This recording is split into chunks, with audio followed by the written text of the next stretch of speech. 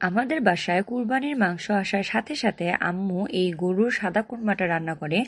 এটি খেতে খুবই মজাদার, বানানো খুবই সহজ, কোনো রকম মশলা ছাড়াই খুবই সহজে আমরা এটি ঘরে বানিয়ে নিতে পারবো। তো গরুর সাদা কোরমা বানানোর জন্য আমরা প্রথমেই গরুর মাংসকে খুব ভালোভাবে ধুয়ে পানি ঝরিয়ে নিব এবং এর সাথে আমরা 2 কাপের মতো পেঁয়াজ কুচি দিব, সাথে কতগুলো আস্ত কাঁচামরিচ দিব। আপনাদের যদি ঝাল আরও বেশি খেতে মন চায় আপনারা আরও কয়েকটা কাঁচামরিচ বাড়িয়ে দিবেন।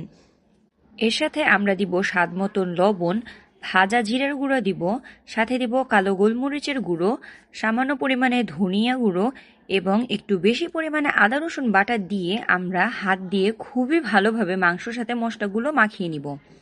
যখন আমাদের মশলাটি প্রায় 80%-এর মতো মাখানো হয়ে যাবে তখন আমরা সামান্য পরিমাণে তেল দিয়ে আবার খুবই ভালোভাবে মাংসটিকে মাখিয়ে নিব এবং মাখানো শেষ হলে আমরা পাতিলটিকে চুলায় দিয়ে ঢাকনা দিয়ে ঢেকে দিব এবং 7 থেকে 8 মিনিট পর পর আমরা একটা করে নাড়া দিব যাতে মাংসের তলা না লাগে।